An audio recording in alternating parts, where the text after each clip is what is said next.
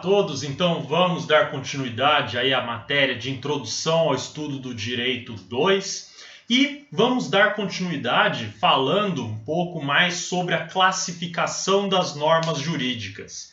Veja, nós trabalhamos na última aula acerca daquela classificação quanto à imperatividade da norma jurídica. E nós vimos então que existem aquelas normas de imperatividade absoluta, cogentes, em que então deve ser cumprido de maneira afirmativa ou negativa, ou seja, tem uma permissão ou tem uma proibição dentro da norma.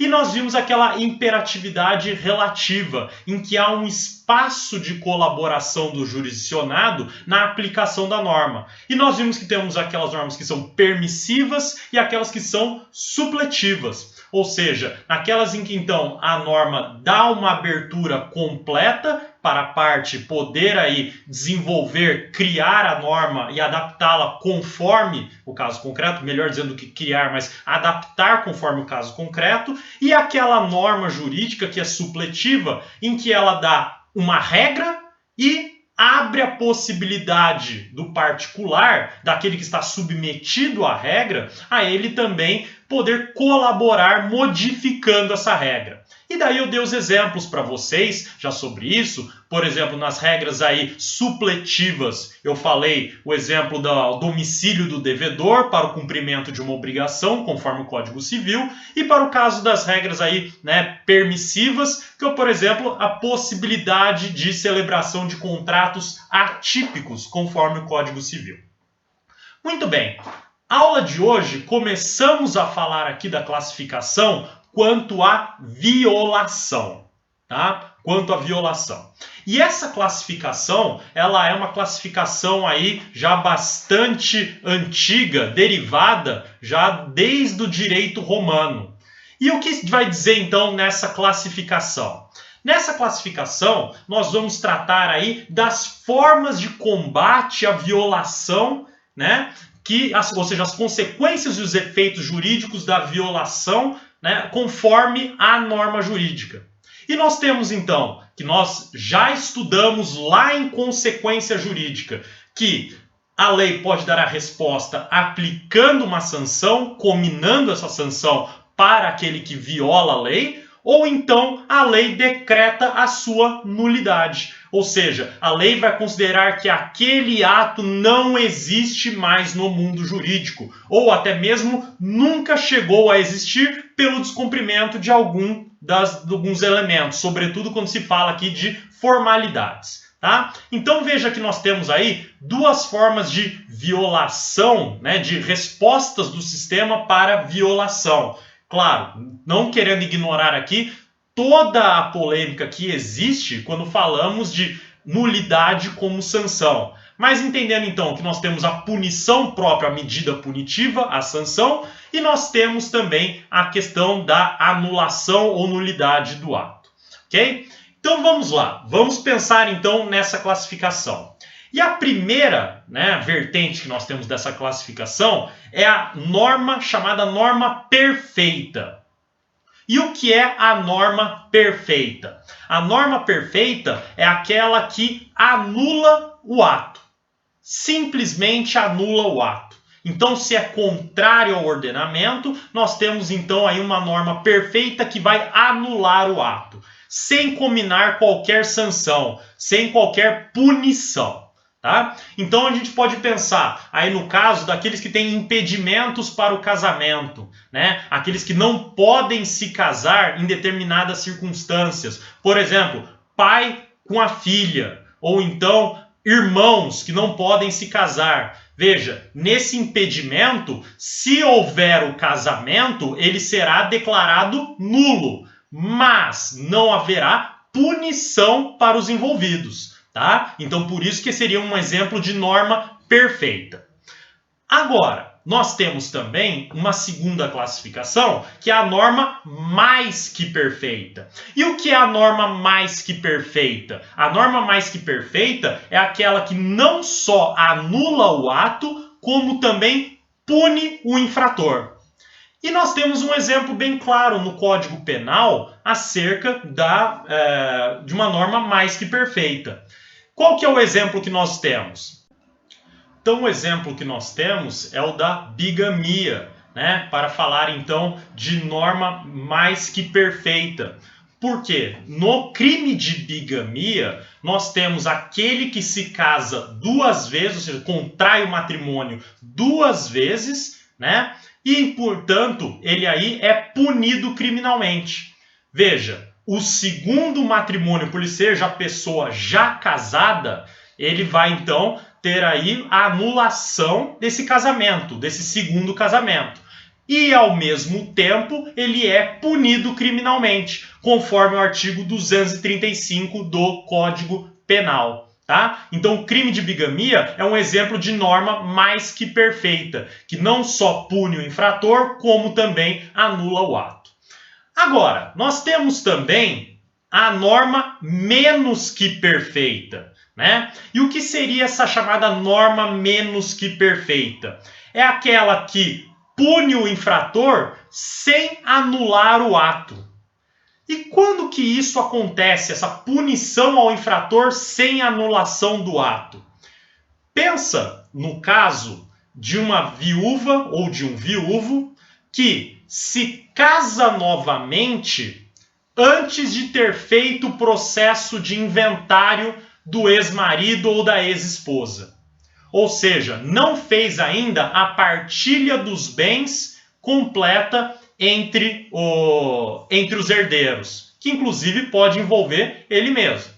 Nessa situação, o direito, para tentar diminuir a confusão patrimonial, obriga que aquele que contrair um novo casamento sem ter feito o inventário do ex-esposo ou da ex-esposa, que ele seja obrigado a ter o regime de separação absoluta dos bens.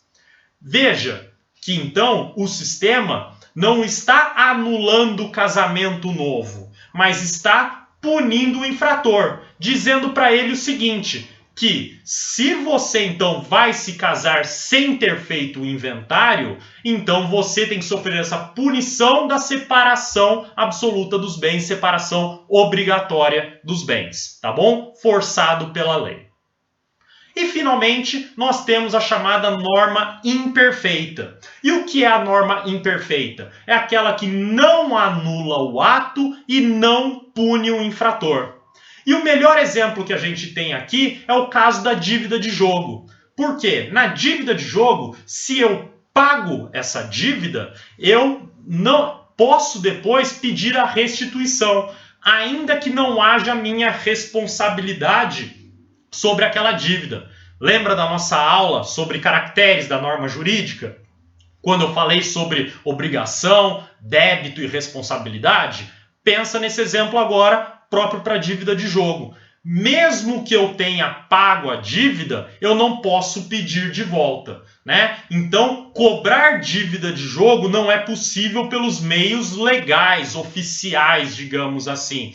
Mas se eu for cobrado e pagar, adimplir a dívida, eu não posso pedir a restituição desse valor, tá? Por isso que a norma não anula o ato, tampouco pune o infrator, ok? Muito bem. Além dessa classificação, então, nós podemos pensar numa outra que fala aqui quanto à conduta em si das partes, uma questão aí de proibições ou então de permissões, que se divide em três. Podemos falar das normas preceptivas, as normas permissivas e as normas proibitivas, que de certa maneira não se diferem tanto daquelas normas que a gente já trabalhou em algumas outras classificações. Por quê? As chamadas normas preceptivas são aquelas que trazem uma exigência, uma obrigação direta e imediata para aquele que está submetido. Ou seja, a norma vai trazer um comando para aquela pessoa, para aquele que está submetido. Deve obedecer estritamente aquilo que está escrito na norma. Tá? Agora, normas permissivas são aquelas que abrem uma possibilidade para a parte. E nós já estudamos normas permissivas, como falando na classificação quanto à imperatividade. Por quê? Porque as normas permissivas são aquelas que a lei deixa um âmbito aí, né, um espaço para que a pessoa, o jurisdicionado, ele escolha como ele deve agir. Que é a norma própria lá, por exemplo, que a gente falou dos contratos atípicos, tá? Da possibilidade, então, de celebração de contratos atípicos. Então, essa é a norma permissiva. Veja como é diferente da norma preceptiva. A norma preceptiva, ela é estrita. Ela vai dizer exatamente o que você deve fazer. Enquanto que a norma permissiva abre um leque de possibilidades para aquele que está submetido. Finalmente, as normas proibitivas são aquelas, então, que proíbem condutas. Ou seja, negam, não aceitam que a parte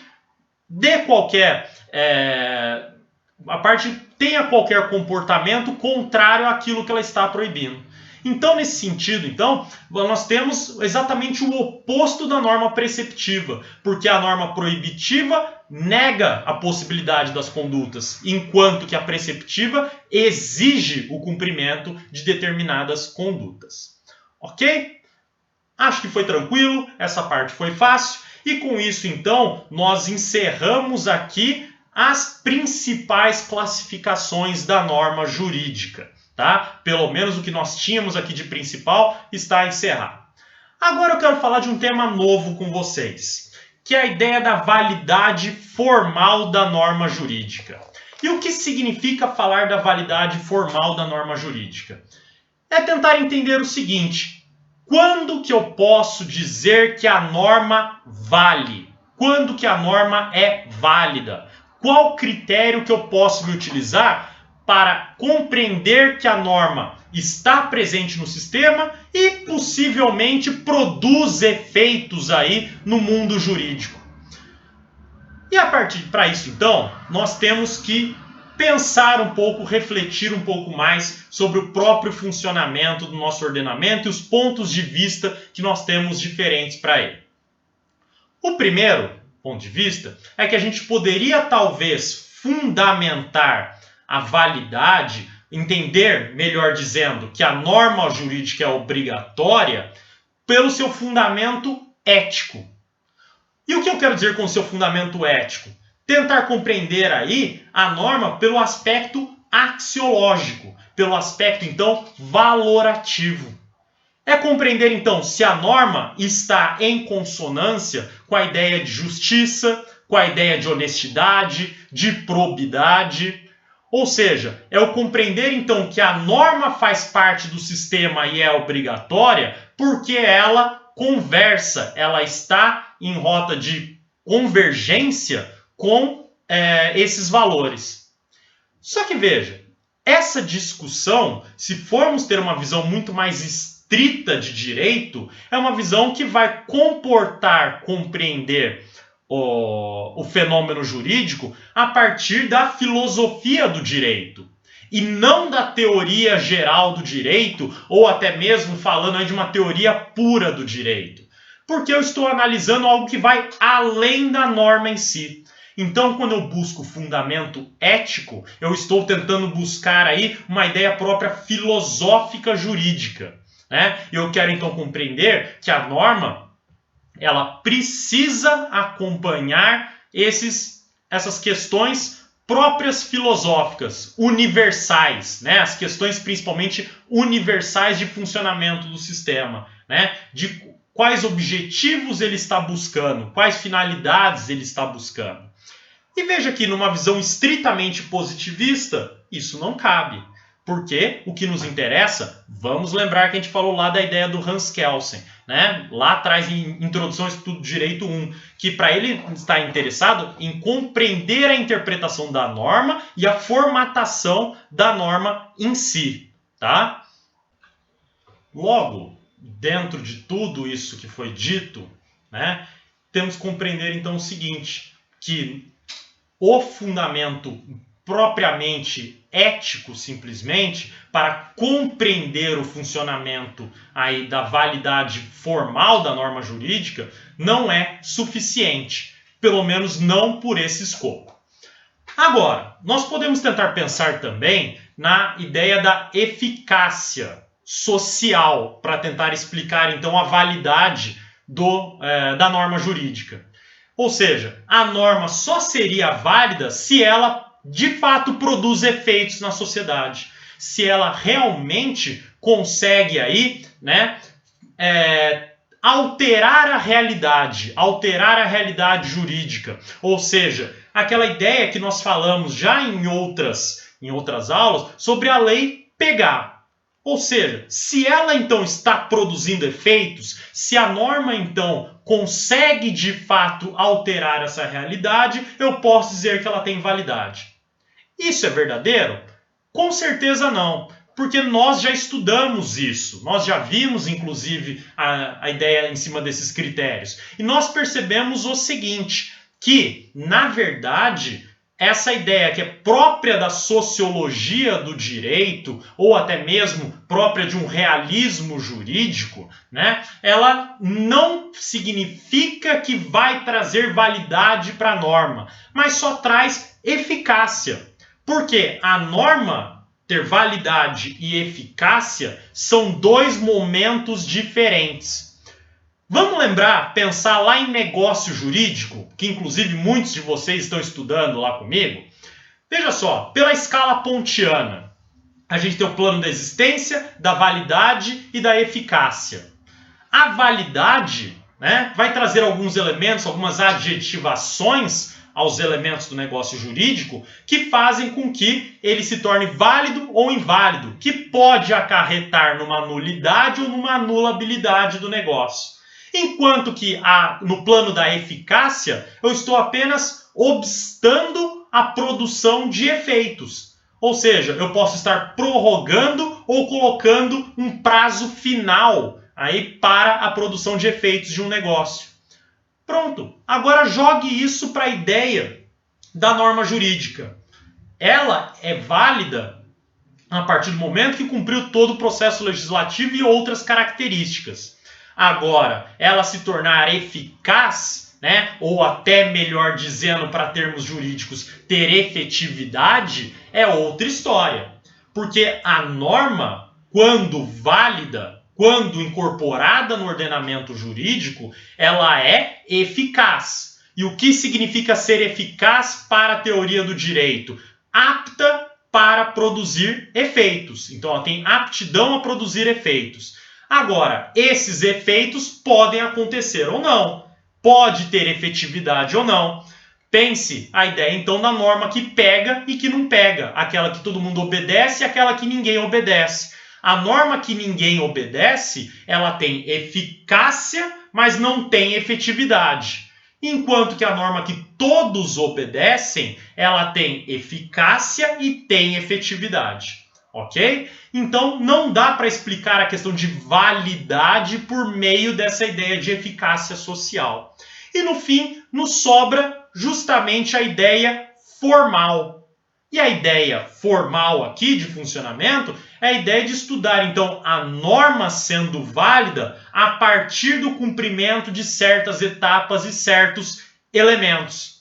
Ou seja, no cumprimento desses requisitos, cumpridas essas formalidades, eu posso dizer que a norma está incorporada ao ordenamento jurídico e que a norma, portanto, pode ser aplicada. Ela tem eficácia e pode ter efetividade. Olha que curioso. Lembra que nós estudamos tridimensionalismo jurídico e eu falei que tinham 3 elementos? Fato, valor e norma? Nesses 3 modos de pensar a questão da validade, veja que eu acabei trabalhando novamente com esses elementos. Por quê? Quando eu falei de fundamento ético, eu falei de valor. Quando eu falei de eficácia social, eu falei de fato. E agora, quando eu falei de formalidade, de forma, eu falei de norma. Norma, valor e fato. Os 3, então, pontos de vista, os 3 elementos que devem se conversar para formar todo o fenômeno jurídico, para você poder analisar o fenômeno jurídico de maneira completa, né? Então veja que interessante que é então você abordar de formas diferentes aí o mesmo elemento. Agora, vamos tentar entender então quais são os requisitos para que a norma jurídica seja válida formalmente, ou seja, tenha validade formal. E o primeiro requisito que eu quero trabalhar com vocês é a ideia de legitimidade. E o que é legitimidade? Legitimidade é um reconhecimento de um órgão ou de um agente que vai exercer a autoridade pelo próprio Estado. Então, veja, na legitimidade, eu estou falando que o sistema reconhece que alguém investido naquela função fala pelo Estado. Vamos pensar em alguns exemplos? Vamos pensar aí no deputado, no senador, vereador. Todos eles têm legitimidade constitucional para falar pelo Estado. E como? Falar pelo Estado exercendo a sua atividade legiferante, conforme previsto na Constituição e demais legislações correlatas, né? Como, por exemplo, o regimento interno de cada casa legislativa. Então, essas autoridades, esses órgãos públicos aí, detêm legitimidade porque eles têm o poder de falar pelo Estado, como se fosse o Estado falando com você. Então, quando um deputado fala alguma coisa, ele não está falando em nome pessoal. Se ele está falando no exercício do seu cargo, no exercício da sua função, ele está falando como se fosse o Estado falando com você. Tá? Então essa é a ideia de legitimidade e o primeiro elemento necessário para a validade formal da norma jurídica. O segundo elemento é a competência. E o que é a competência? A competência é a capacidade objetiva e jurídica, então capacidade objetiva e jurídica do agente para editar determinada norma jurídica. Segundo os limites e critérios de sua atribuição funcional. E o que eu quero dizer com isso? Que eu posso ter legitimidade para falar pelo Estado, mas eu posso não ter competência para falar sobre um determinado tema. Vamos pensar o vereador. O vereador, ele pode falar pelo Estado, exercendo sua atividade legiferante municipal, mas ele não pode exercer atividade legiferante no Estado ou então em âmbito nacional. Veja então que ele tem, dentro do município, legitimidade e competência para criar novas normas jurídicas. Mas ele não tem competência, embora tenha legitimidade, né, ele não tem competência para criar novas normas jurídicas, criar novas leis no âmbito estadual e no âmbito federal. Então veja que inicialmente para uma norma jurídica possuir validade formal, é preciso que ela inicialmente seja proferida por uma autoridade competente e legítima.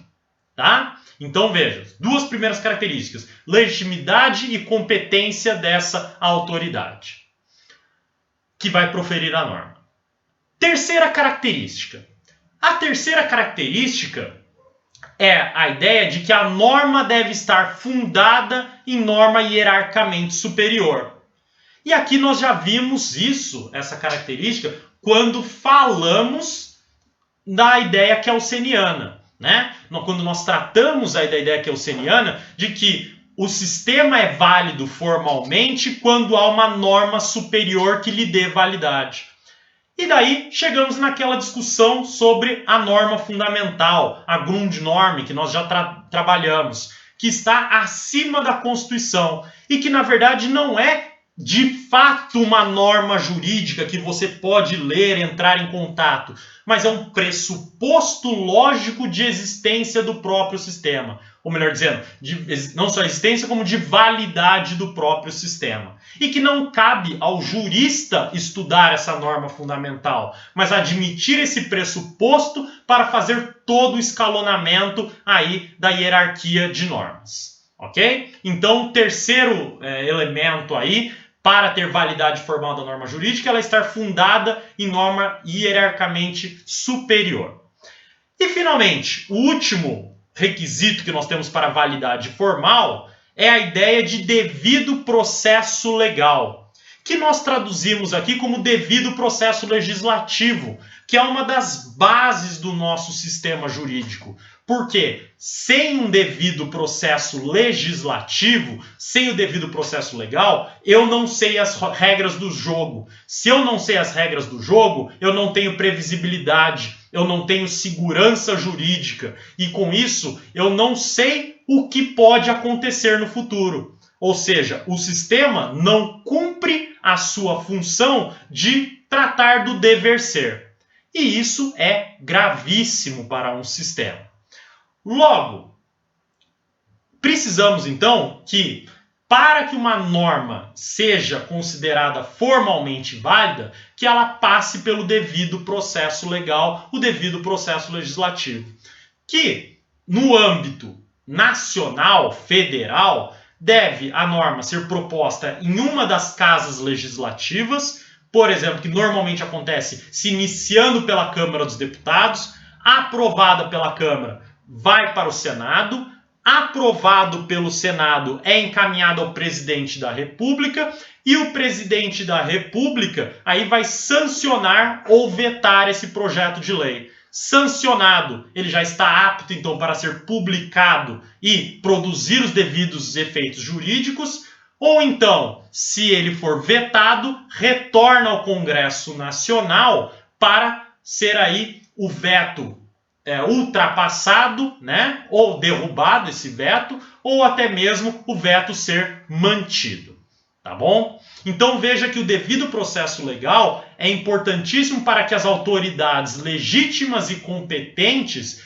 façam as adequações necessárias, criem a redação da norma para ela ser incluída no ordenamento jurídico e em conformidade com toda a hierarquia de normas, com todo o ordenamento na sua estrutura e organização. Então, veja que cada um desses elementos, eles se comunicam e eles cooperam para que, todos estando presentes, a norma, então, sendo aprovada devidamente no devido processo legal, por uma autoridade legítima e competente, e estando fundada numa norma hierarquicamente superior, ela ser válida e eficaz, e apta aí a produzir efeitos jurídicos. Então, para a teoria geral do direito, a explicação da validade formal da norma jurídica se dá justamente a partir desses elementos.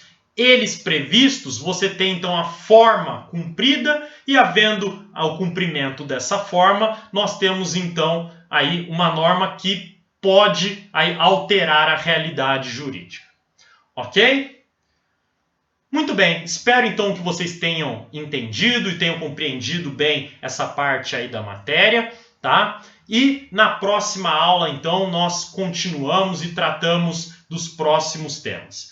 Um recado só final para todos vocês aí é que, caso haja alguma dúvida, seja necessário esclarecimento de alguma dúvida, acessem o fórum do AVA, tá? Na nossa disciplina, que eu criei lá um tópico, tá?